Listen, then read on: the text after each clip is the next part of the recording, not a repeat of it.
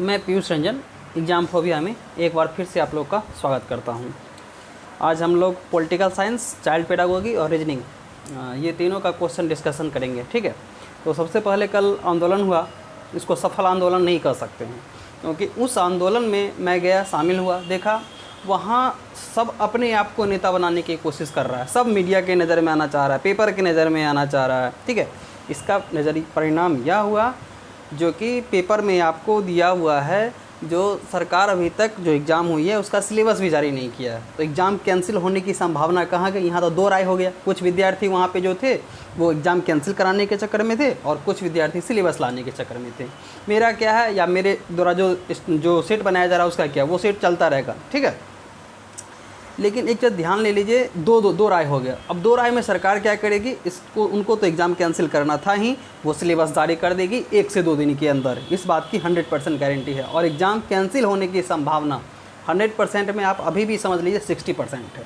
40% अभी भी exam cancel नहीं हो सकता है। ठीक है, क्या है कि चुनाव का समय है, कुछ भी हो सकता है, इसकी कोई गारंटी नहीं। हालांकि आज आनंद किशोर से मुलाकात है छात्रों की, अब देखते हैं क्या होता है, वो क्या कहते हैं। वो शायद जहाँ तक कि लग रहा है ये आश्वासन देंगे जो ये चुनाव से पहले एग्ज़ाम हो जाएगा, चुनाव से पहले रिजल्ट भी आ जाएगा, और हो सकता है कहेंगे चुनाव से पहले ज्वाइनिंग भी करवा लिया जाए सबके, कुछ भी कह सकते हैं। लेकिन आज देखिए क्या होता है। लेकिन एग्ज़ाम जो आंदोलन था वह भागों में, कई भागों में बट गया। कुछ छात्र सिलेबस को लेके, कुछ छात्र रिजल्ट को लेके। ठीक है, और यही सब बातें थी। छात्रों में एकता नहीं थी, सब अपने आप को मीडिया की नज़र में आना चाह रहे थे। अब चलिए, आप लोग के पास अगर जो विद्यार्थी तैयारी करना चाह रहे हैं, अगर चाहते हैं तैयारी करें। ठीक है, अभी थोड़ा सा होगा डिप्रेशन, जो एग्ज़ाम होगा या नहीं होगा। ठीक है, उसमें उधेर भी में फंसे हैं, तो एक आप साइड में कर लीजिए, होगा या ना होगा, आप अपना तैयारी करते रहिए। 25 तारीख तक एडमिट कार्ड आने का है। 25 तारीख तक एडमिट कार्ड नहीं आएगा, काहे कि बिहार सरकार जो है जिस डेट को अपना कहती है उस डेट को काम नहीं होता है। 25 है, 26-27 तक आपका एडमिट कार्ड आ जाएगा। आज है 22 तारीख, अरे 22 तारीख है, तो 4-5 दिन और बचा है। 1-2 घंटा कम से कम पढ़ लीजिए, देख लीजिए क्या होता है। ठीक है, हमारे द्वारा जो पढ़ाया जा रहा है उस वीडियो को सुनिए। ठीक है, आप लोग देखिए क्या करते हैं। अब देखिए, मैंने जो पिछला इससे वीडियो हिस्ट्री का डाला था, करीब मुश्किल से लग रहा है 50 से 60 आदमी देखा होगा। देखिए क्या होता है। बस आप लोग क्या कीजिए, अगर चैनल को सब्सक्राइब नहीं किए हुए हैं, चैनल को सब्सक्राइब कीजिए और शेयर भी कीजिए ताकि और लोगों तक पहुँचे। ये कम से कम अभी 1 से 2 घंटा पढ़िए, अब बाकी भगवान के ऊपर छोड़िए। जिनका एग्ज़ाम अच्छा नहीं गया था, एग्ज़ाम हो। मैं भी चाहता हूँ जहाँ तक कि एग्ज़ाम हो, क्या कि एग्ज़ाम मेरे हिसाब से फेयर ढंग से नहीं हुआ था। ठीक है, तो चलिए हम लोग शुरू करते हैं। आज का सबसे पहला क्वेश्चन, सांप्रदायिकता किसे कहते हैं? सांप्रदायिकता किसे कहते हैं? सांप्रदायिकता किसे कहते हैं? जो अपने धार्मिक हित के लिए राष्ट्रीय हित का बलिदान। मतलब एक होता है सांप्रदायिक आदमी। ठीक है, मतलब हमारा धर्म क्या, जो कुछ कहता हो हम अपने धर्म के अनुसार चलेंगे, भले उसके के लिए राष्ट्रीय हित, हमारा जो राष्ट्र का हित है, जिसके लिए राष्ट्र अच्छे ढंग से काम कर सके, उसका बलिदान क्यों ना चला जाए, लेकिन हमारा धर्म सबसे ऊपर है, उसको कहा जाता है सांप्रदायिकता। लेकिन ऐसा नहीं होना चाहिए। हमको होना चाहिए, हम धर्म निरपेक्ष होना चाहिए। मतलब अपने राष्ट्र हित के लिए हम अपने संप्रदाय का भी बलिदान कर दें। सबसे पहले हमारा राष्ट्र, उसके बाद हमारा धर्म होना चाहिए। ठीक है, तो हम लोग चलते हैं, देखते हैं इसका आंसर क्या होगा। अपने धार्मिक हित के लिए राष्ट्र हित का बलिदान। चलिए देखते हैं हमारा अगला क्वेश्चन क्या है। समता के अधिकार के अंतर्गत कौन कौन सी समताएँ आती है? देखिए, समता का अधिकार जो है अनुच्छेद 14 से 18 के अंतर्गत लिया गया है, जिसमें आपको अनुच्छेद 14 के अंतर्गत कहा गया है विधि के समक्ष समता। ध्यान से सुनिएगा, अनुच्छेद 14 के अंतर्गत कहा गया है विधि के समक्ष समता। और यह जो विधि के समक्ष समता शब्द जो लिया गया है, यह आपको ब्रिटेन से लिया गया है। ये किसके अंतर्गत? अनुच्छेद 14 के अंतर्गत। और अनुच्छेद 15 में कहा गया है धर्म, मूलवंश, जाति, लिंग, जन्म स्थान के भेदभाव पर निषेध। देखिए, पहला हमारा अनुच्छेद 14 आ रहा है, अनुच्छेद 15 आ रहा है भेदभाव विशेष अधिकारों का अंत, ये भी आ रहा है, और अनुच्छेद 16 आ रहा है अवसर की समता। तो ये तीनों हमारा समता के अधिकार के अंतर्गत आता है। हालांकि एक और है अनुच्छेद 17 छुआछूत का अंत, और अनुच्छेद 18 है उपाधियों का अंत। तो इसमें हमारा कौन सा आंसर हो जाएगा? इनमें सभी। संपत्ति के अधिकार को मौलिक अधिकारों की सूची से कब हटाया गया? संपत्ति के अधिकार को मौलिक अधिकार की सूची से 44वां संविधान संशोधन 1978 के तहत हटाया गया। और इस संपत्ति के अधिकार को अनुच्छेद 300 क के अंतर्गत भाग 12 में रख दिया गया है। ठीक है, अनुच्छेद 300 क के अंतर्गत भाग 12 के तहत रख दिया गया है। ठीक है, चलिए देखते हैं अगला क्वेश्चन क्या है। राज्य में न्याय प्रशासन के शीर्ष पर कौन सा न्यायालय होता है? राज्य में न्याय प्रशासन के शीर्ष पर कौन सा न्यायालय होता है? उच्च न्यायालय। कौन सा न्यायालय होता है? उच्च न्यायालय। अब उच्च न्यायालय आया है, उच्च न्यायालय के बारे में हम लोग कुछ बातों को जान लेते हैं। जैसे कि उच्च न्यायालय कि जो अगर देखा जाए सर्वप्रथम आपको 1862 में किया गया था। कहाँ पे? कलकत्ता, मुंबई, मद्रास। 1862 में कहाँ पे? कलकत्ता, मुंबई, मद्रास। उसके बाद आपको इलाहाबाद में 1866 में किया गया। ठीक, कहाँ पे किया गया? इलाहाबाद में 1866 में। ठीक है, पटना की बात की जाए तो पटना में उच्च न्यायालय की स्थापना 1916 में की गई थी। ठीक है, अभी वर्तमान में भारत में 25 उच्च न्यायालय, कितने हैं? 25 उच्च न्यायालय हैं। ठीक है, अगर उच्च न्यायालय की बात की जाए तो यह भाग 6 के अंतर्गत अनुच्छेद 214 से लेकर अनुच्छेद 231 के अंतर्गत आता है। ठीक है, उच्च न्यायालय के अगर न्यायाधीश की नियुक्ति की बात की जाए, अगर उच्च न्यायालय के न्यायाधीश की नियुक्ति कौन करते हैं? राष्ट्रपति। और इसमें जो परामर्श होता है, राज्यपाल का परामर्श आवश्यक होता है। उच्च न्यायालय के मुख्य न्यायाधीश राज्यपाल का परामर्श और सर्वोच्च न्यायालय के मुख्य न्यायाधीश के परामर्श से करते हैं। और उच्च न्यायालय के अन्य न्यायाधीश, उच्च न्यायालय के अन्य न्यायाधीश की नियुक्ति में आपको उच्च न्यायालय के मुख्य न्यायाधीश का भी परामर्श आवश्यक है और राज्यपाल का भी परामर्श आवश्यक है। ठीक है, उच्च न्यायालय के न्यायाधीश को शपथ कौन दिलवाते हैं? तो राज्यपाल दिलवाते हैं। ठीक है, उच्च न्यायालय की उम्र सीमा कितनी है? तो उम्र सीमा है 62 वर्ष। कितनी है? 62 वर्ष। लेकिन इसमें 6 वर्ष 5 वर्ष कुछ नहीं है, सिर्फ अधिकतम उम्र सीमा है 62 वर्ष। जब उनका 62 वर्ष हो जाएगा तो वो रिटायर कर जाएंगे। ठीक है, हालांकि अब 15वां संविधान संशोधन के तहत पहले 60 था, लेकिन 60 से बढ़ाकर कितना कर दिया गया? 62। ठीक है, इनको हटाते कौन है उच्च न्यायालय के न्यायाधीश को? तो राष्ट्रपति हटाते हैं संसद द्वारा पारित प्रस्ताव के द्वारा। मतलब विशेष संसद जो है विशेष बहुमत के द्वारा अगर कोई प्रस्ताव पारित कर देती है उच्च न्यायालय के न्यायाधीश के खिलाफ, विशेष बहुमत 2/3, विशेष बहुमत मतलब 2/3। ठीक है, तो राष्ट्रपति उसको हटा देते हैं। इनका वेतन कितना होता है? तो वेतन 2,50,000। ठीक है, और इनका पेंशन कितना मिलता है? इनका पेंशन मिलता है जिस समय उनका उतना जितना वेतन मिल रहा होता है उसका 50% इनका पेंशन मिलता है। और इनका पेंशन भारत की संचित निधि से, और इनका जो वेतन है जिस राज्य में ये उच्च न्यायालय के न्यायाधीश के तौर पर काम कर रहे होते हैं उस राज्य की संचित निधि से। ठीक है, इनका स्थानांतरण कौन कर सकते हैं? इनका स्थानांतरण आपको राष्ट्रपति कर सकते हैं। ठीक है, अब हम उच्च न्यायालय के कुछ अनुच्छेदों के बारे में जान लेते हैं। जैसे कि उच्च न्यायालय का सबसे पहला है 214 अनुच्छेद। 214 में क्या कहा गया है? जो राज्यों के लिए उच्च न्यायालय की स्थापना, राज्यों के लिए उच्च न्यायालय की स्थापना। अनुच्छेद 215 में उच्च न्यायालय को अभिलेख न्यायालय कहा गया है। ठीक है, और अनुच्छेद 216 के अंतर्गत उच्च न्यायालय के गठन की बात कही गई। ध्यान सुनिएगा, 214 के अंतर्गत राज्यों के लिए उच्च न्यायालय और अनुच्छेद 216 के अंतर्गत राज्य के लिए उच्च न्यायालय का गठन की बात कही गई है। 217 में उच्च न्यायालय के न्यायाधीश की नियुक्ति की बात कही गई है। ठीक है, अनुच्छेद 225 के अंतर्गत उच्च न्यायालय का क्षेत्राधिकार से संबंधित बात कही गई है। ठीक है, तो ये आगे आने वाले और वीडियो में हम लोग उच्च न्यायालय से और कुछ अनुच्छेदों को जानेंगे। ठीक है, चलिए देखते हैं हमारा अगला क्वेश्चन क्या है। दीवानी मामलों में न्यूनतम कितने रुपए की मूल्य की संपत्ति के प्रश्न पर उच्च न्यायालय में अपील की जा सकती है? ठीक है, अगर दीवानी मामले में 5,000 रुपये से अगर ज़्यादा की संपत्ति हुई तब हम उच्च न्यायालय से में अपील कर सकते हैं। और दीवानी मामला कैसे? जिला सत्र न्यायाधीश अगर 5,000 से ज़्यादा का मुकदमा सुनाता है तो उसके प्रश्न पर कोई व्यक्ति उच्च न्यायालय में जा सकता है। ठीक है, अगर 5,000 रुपये से कम का मामला है तो उसको जिला एवं सत्र न्यायाधीश जो कहेगी वही उसी को मानना होगा। ठीक है, 5,000 रुपये से ऊपर का मामला है तभी उच्च न्यायालय में जाएगा, या 5,000। ठीक है, तो चलिए हम लोग देखते हैं अगला क्वेश्चन। विधानसभा के अध्यक्ष का निर्वाचन कैसे होता है? देखिए, विधानसभा के अध्यक्ष का अगर निर्वाचन देखा जाए इसमें विधानसभा के सदस्यों के द्वारा होता है। किसके द्वारा? विधानसभा के सदस्यों के द्वारा। और इसका जो अध्यक्ष होता है हमेशा जो सत्ताधारी दल होता है उसी का नेता हो, सत्ताधारी दल का ही के तरफ से ही होता है। लेकिन इसके अध्यक्ष का जो चुनाव होता है, निर्वाचन होता है, ध्यान सुनिएगा, विधानसभा के अध्यक्ष का निर्वाचन क्वेश्चन पूछा जा सकता है। जो विधानसभा के अध्यक्ष का वो क्या किया जाता है? निर्वाचित किया जाता है, मनोनीत किया जाता है, क्या किया जाता है? तो विधानसभा के अध्यक्ष का निर्वाचन किया जाता है। ठीक है, तो विधानसभा के सदस्यों के द्वारा। ठीक है, अब देखिए विधानसभा, इसके बारे में भी कुछ हम बातों को जान लेते हैं। जैसे कि विधानसभा का जिक्र आपको भाग 6 के अंतर्गत किया गया है और इसमें आपको अनुच्छेद 168 से लेकर 212 तक इसमें शामिल किया गया है। ठीक है, विधानसभा की जो आयु है 25 वर्ष है और आपको विधान परिषद का कितना है? 30 वर्ष। विधानसभा 25 वर्ष, लोकसभा 25 वर्ष, विधान परिषद 30 वर्ष, राज्यसभा 30 वर्ष। ठीक है, राष्ट्रपति 35 वर्ष और आपको ये राज्यपाल भी 35 वर्ष। ठीक है, और मुखिया का 21 वर्ष। समझ में आ गया? अब देखिए विधानसभा में अधिक से अधिक 500 हो सकते हैं, न्यूनतम आपको 60 हो सकते हैं, ठीक है। लेकिन अब आपसे पूछे सबसे कम केंद्र शासित कौन सा प्रदेश है, केंद्र शासित प्रदेश जिसमें सबसे कम सीट है विधानसभा का, तो वो है हमारा पुदुचेरी, वहाँ पर 30 है। अगर राज्य के बारे में पूछे सबसे कम राज्य कहाँ पे है, सबसे कम राज्य कौन सा है जहाँ विधानसभा सीट सबसे कम है, तो वह है हमारा सिक्किम, वहाँ पे कितना है 32, ठीक है। विधानसभा में एक अंगल भारतीय को भी मनोनीत करता है कौन, राज्यपाल, अनुच्छेद 333 के तहत, ठीक है। अब चलते हैं हम लोग, देखते हैं हमारा अगला क्वेश्चन क्या है। देखिए यहाँ पे कुछ गलत हो गया, टाइपिंग मिस्टेक। कार्यपालिका को नियंत्रित संबंधी कौन सा अधिकार केवल विधानसभा को है, विधान परिषद को नहीं है। अगर कार्यपालिका को नियंत्रित करने संबंधी अधिकार, वह जो अधिकार है वह सिर्फ है मंत्रिमंडल के विरुद्ध अविश्वास प्रस्ताव पारित करने का अधिकार, वह सिर्फ विधानसभा को प्राप्त है, विधान परिषद को नहीं है, ठीक है। इससे पिछले वीडियो में विधान परिषद के बारे में बता दिया हूँ। कुछ अब हम लोग अनुच्छेद के बारे में भी जान लेते हैं, जैसे कि अनुच्छेद 168 के अंतर्गत राज्यों में विधायिका के गठन के बारे में है, ठीक है।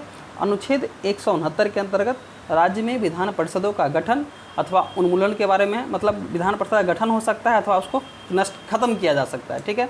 अनुच्छेद 170 के अंतर्गत विधानसभा के गठन के बारे में, ठीक है।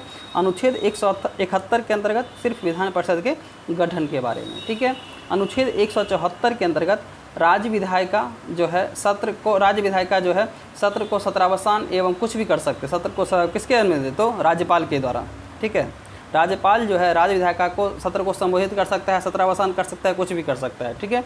अनुच्छेद 175 के अंतर्गत राज्यपाल को सदन को संबोधित करने का, कौन, विधानमंडल को संबोधित करने का अधिकार है।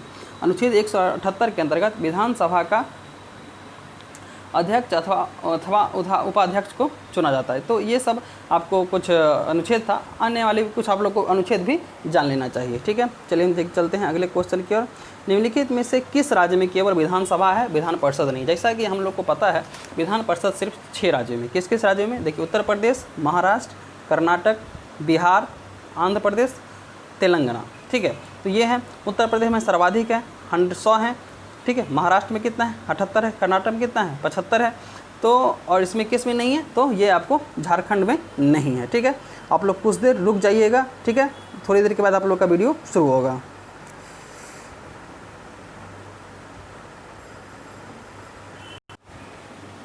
चलिए हम लोग चलते हैं अब अगले क्वेश्चन की ओर।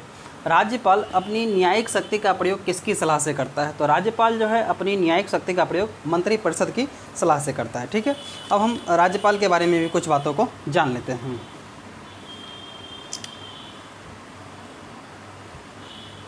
यहाँ राज्यपाल अपनी न्यायिक शक्ति का प्रयोग उच्च न्यायालय के मुख्य न्यायाधीश की सलाह से करता है, ठीक है।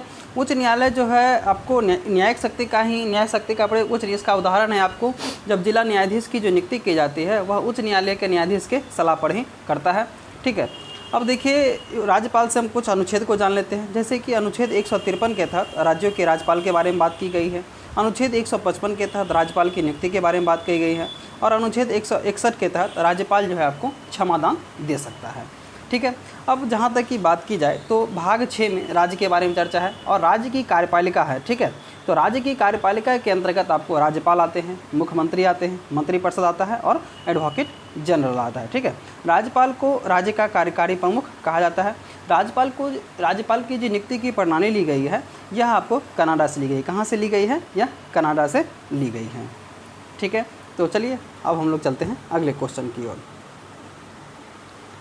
हाँ, मंत्रियों के बीच विभागों का बंटवारा कौन करता है, तो मंत्रियों के बीच विभागों का बंटवारा कौन करता है, तो यह करता है मुख्यमंत्री। कौन करता है, मुख्यमंत्री जो है मंत्रियों के बीच विभागों का बंटवारा करता है। सर्वोच्च न्यायालय के न्यायाधीशों की स्वतंत्रता के लिए क्या व्यवस्था की गई है, इन्हें सेवा काल की सुरक्षा प्राप्त होती है। जैसे कि इनका जब तक 65 वर्ष नहीं हो जाता तब तक ये आपको इनको पद से हटाया नहीं जा सकता, मतलब ये हटाया जा सकता है लेकिन संसद के विशेष बहुमत से, ठीक है।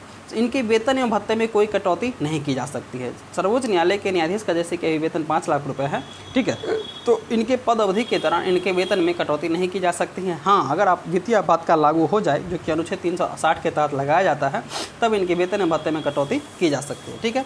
इनकी सेवा शर्तों में कोई और अलाभकारी बदलाव नहीं किया जा सकता, ठीक है। तो इसमें हमारा आंसर क्या हो जाएगा, इनमें सभी में।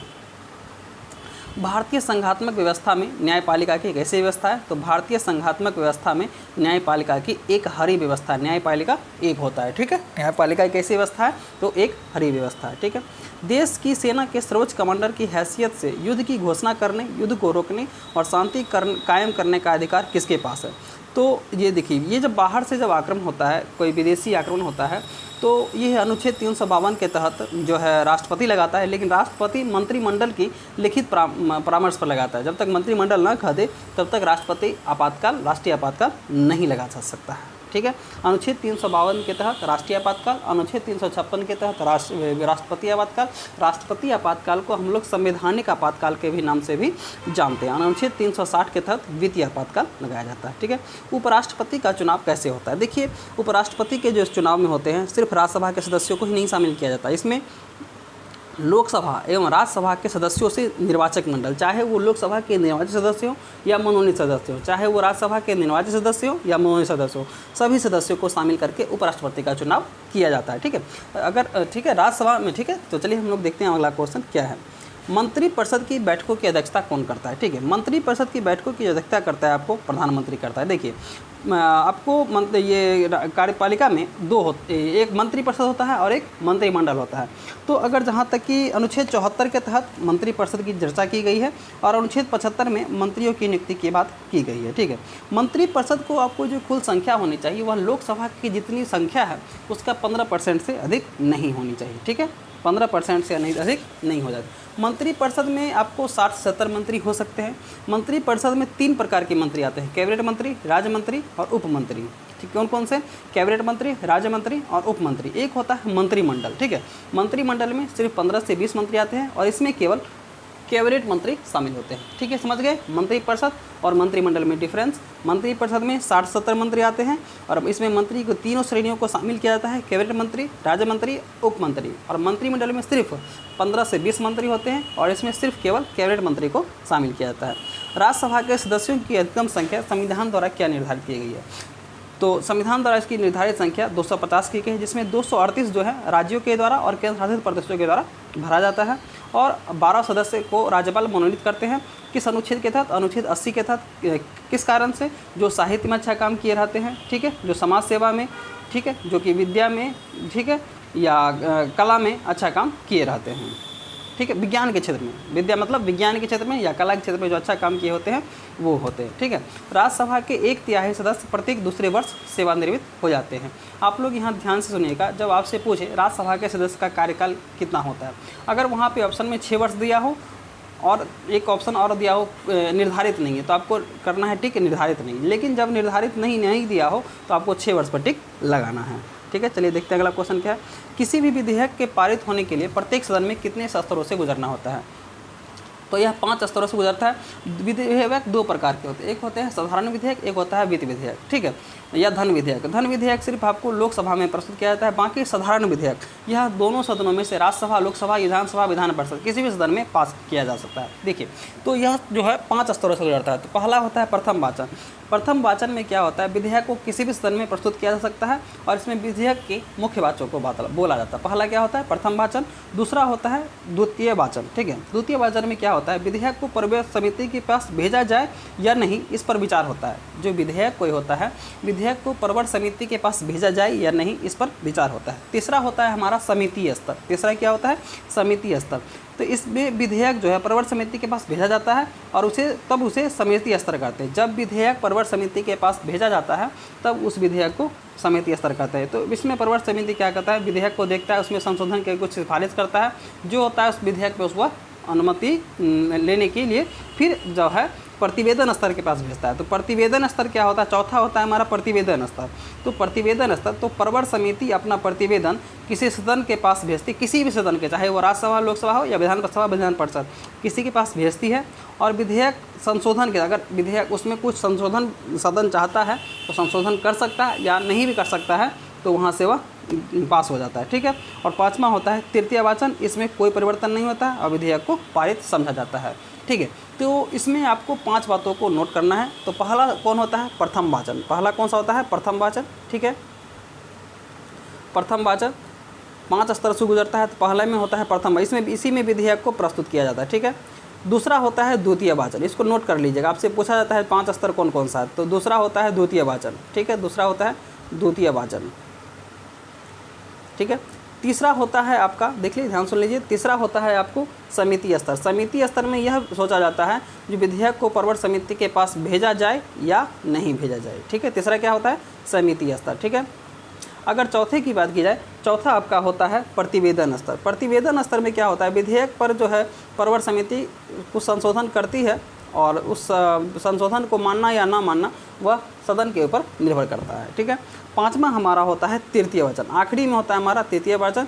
इसमें संशोधन कुछ नहीं होता है, इसमें कुछ जो शाब्दिक अशुद्धि होता है उसको सिर्फ ठीक किया जाता है और तृतीय वाचन में ही आपको विधेयक को पारित समझा जाता है। आपसे पूछा जा सकता है तो विधेयक को किस स्तर में पारित समझा जाता है, तो तृतीय वाचन में पारित समझाता है। और 5 स्तर होता है, कौन कौन सा, पहला होता है प्रथम वाचन, दूसरा होता है द्वितीय वाचन, तीसरा होता है समिति स्तर, चौथा होता है प्रतिवेदन स्तर और पांचवा होता है आपका ये तृतीय वाचन, ठीक है। समझ में आ गया। तो चलिए हम लोग चलते हैं अगले क्वेश्चन की ओर। ब्रिटेन में वयस्क मताधिकार को किस वर्ष लागू किया गया, तो ब्रिटेन में जो है वयस्क मताधिकार को आपको 1928 में लागू किया गया। आर्थिक समानता के अभाव में राजनीतिक स्वतंत्रता निरर्थक है की अवधारणा को लोकतंत्र के साथ जोड़ने में किस क्रांति का योगदान था, तो इस तीनों क्रांति का योगदान था। आप लोग इसमें भी याद कर लीजिएगा, जो इंग्लैंड की गौरवपूर्ण क्रांति कब हुई थी, 1688 में, फ्रांसीसी क्रांति कब हुई थी, 1779 में, रूसी क्रांति कब हुई थी, 1917 में। मतलब एक क्वेश्चन अगर आप क्वेश्चन ही ढंग से पढ़िएगा तो आपको आंसर भी याद होता जाएगा। चलिए देखिए अगला क्वेश्चन क्या है, भारतीय संघ की वास्तविक कार्यपालिका शक्ति किस में निवास करती है। अगर सिर्फ अगर कार्यपालिका लगा रहे तो वह राष्ट्रपति में, लेकिन अगर वास्तविक लग जाए तो वह हो जाएगा प्रधानमंत्री सहित मंत्रिमंडल में। सरकार के निर्णयों को कानून रूप कौन प्रदान करता है, तो संसद। सरकार के निर्णयों को कानून रूप कौन प्रदान करता है, तो वह कौन करता है, संसद। भारत में लोकतंत्र की सफलता में क्या बाधा है, अशिक्षा है, गरीबी है, मतदान का दुरुपयोग है। ये तीनों आपको जो लोकतंत्र की सफलता में क्या है, बाधा है। पंचायती राज व्यवस्था किस प्रकार लोकतंत्र को मजबूत कर रही है, स्थानीय शासन में सार्वजनिक भागीदारी को सुनिश्चित कर रही है। जैसे कि देखते होंगे गाँव में मुखिया का चुनाव होता है तो लगभग सभी लोग उसमें शामिल हो ही जाते हैं, ठीक है। राजनीतिक जागरूकता लाके लोगों के प्रति पॉलिटिक्स का इसमें जो देखते होंगे, खासकर बिहार में आपको पॉलिटिक्स के प्रति लोगों को ज़्यादा रुझान है, ठीक है, और सभी वर्गों को विकास की प्रक्रिया से जुड़ने का अवसर देंगे। तो इसमें हमारा आंसर क्या हो जाएगा, इनमें सभी। लोकतंत्र को दलीय शासन क्यों कहा जाता है, क्योंकि दल को ही सरकार चलाने का अवसर मिलता है, इसी कारण से लोकतंत्र को दलीय शासन कहा जाता है। राजनीतिक दल किस दोष का शिकार है, कथनी और करने का अंतर है, सही बात है। भाई भतीजावाद है, सही बात है। सिद्धांत विनता है और अवसरवाद है।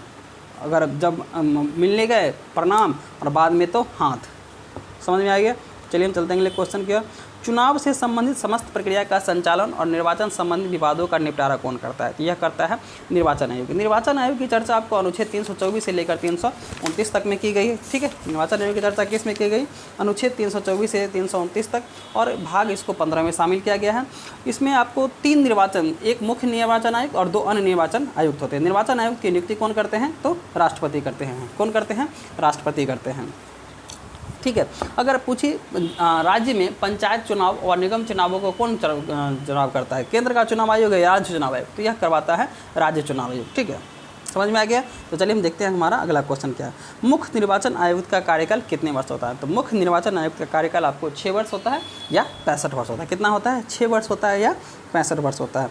एक चीज़ आप लोग ध्यान दीजिए, सूचना आयुक्त का आपसे कार्यकाल पूछे तो कितना होता है, 5 वर्ष या 65 वर्ष, ठीक है। जब आपसे पूछे मानवाधिकार आयोग का कितना होता है, तो 70 वर्ष। मानवाधिकार आयोग का कार्यकाल कितने वर्ष का होता है, तो 70 वर्ष होता है। सरकार बनाने के लिए विभिन्न दलों के बीच राजनीतिक प्रतियोगिता के बीच मतदाता को किस आधार पर मतदान करना चाहिए। अगर मान के चलिए जैसे कि बिहार में कोई पार्टी आई, आप उसको किस आधार पर वोट देंगे, जैसे कि जदयू आई और राजद आई, तो उसको किस आधार पर वोट देंगे, तो उन्होंने क्या घोषणा किया है, ठीक है, क्या क्या उन्होंने कहा है जो हम करेंगे, ठीक है। दलों की नीति, उन्होंने क्या क्या नीति बनाया है, प्रत्याशियों को उनका व्यक्तित्व कैसा है, तो इनमें सभी के आधार पर राजनीतिक मतदाता जो है आपको राजनीतिक दलों को चिन्हित करते हैं, फिर उसके बाद मतदान करते हैं। 1972 में महाराष्ट्र में दलित युवकों द्वारा निर्मित संगठन को किस नाम से जाना जाता है, जिसने जाति आधारित और असमानता के विरुद्ध आंदोलन को प्रारंभ किया। तो 1972 में महाराष्ट्र में दलित युवकों द्वारा शुरू किया गया था, उस आंदोलन का नाम था दलित पैंथर्स आंदोलन। क्या नाम था, दलित पैंथर्स आंदोलन। महेंद्र सिंह टिकैत के नेतृत्व में भारत में किस आंदोलन को संगठित किया गया, तो महेंद्र सिंह टिकैत के नेतृत्व में भारत में आपको भारतीय किसान यूनियन आंदोलन का संगठित किया गया था। सूचना का अधिकार अधिनियम 2005 किस संगठन की प्रारंभिक मांग का परिणाम है? तो यह जो है आपको मजदूर किसान शक्ति संगठन, यह जो राजस्थान में है, इसने सूचना का अधिकार अधिनियम की मांग की थी। किसने? मजदूर किसान शक्ति संगठन, जो कि राजस्थान की है, इसने सूचना के अधिकार अधिनियम की मांग की थी। भारत में ईस्ट इंडिया कंपनी के शासन का अंत कब हुआ था? तो 1858 के। संविधान सभा के अस्थायी अध्यक्ष कौन थे?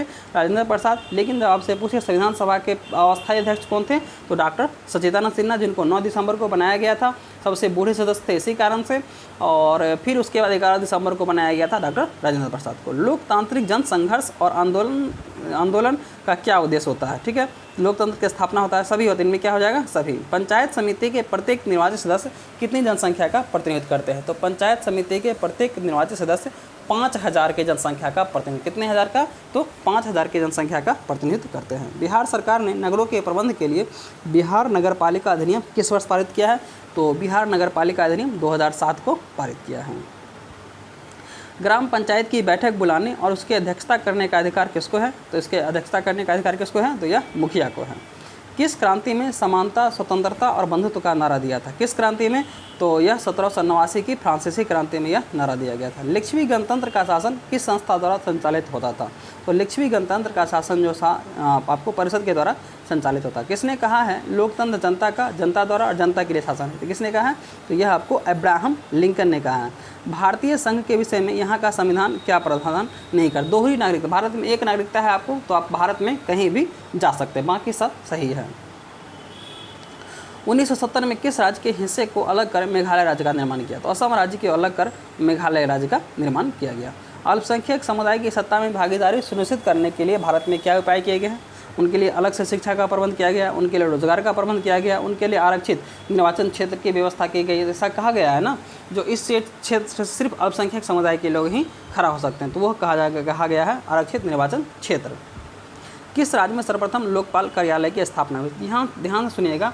सबसे पहले 1966 में मोरारजी देसाई ने प्रथम प्रशासनिक सुधार आयोग ने लोकपाल के लिए सिफारिश की थी। ठीक है, बाद में 1967 में इसका अध्यक्ष के हनुमंतैया को बनाया गया। ठीक है, और 1968 में लोकपाल विधेयक पहली बार चौथी लोकसभा में, कब? 1968 में पहली बार लोकपाल विधेयक चौथी लोकसभा में प्रस्तुत किया गया। ठीक है, और पहला लोकपाल कार्यालय आपको कहाँ पे हुआ? महाराष्ट्र में। ठीक है, कहाँ पे हुआ?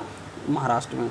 सूचना आयुक्त का कार्यकाल कितना होता है? दे ही दिया है 5 वर्ष या 65 वर्ष। ठीक है, भारत की राष्ट्रभाषा कौन सी है? ध्यान सुनिएगा, भारत की राष्ट्रभाषा अभी तक किसी को नहीं बनाया गया है, लेकिन आपको भारत की राजभाषा है, तो भारत की राजभाषा कौन सी है? हिंदी। राष्ट्रभाषा भारत की अभी तक नहीं बनाई गई है।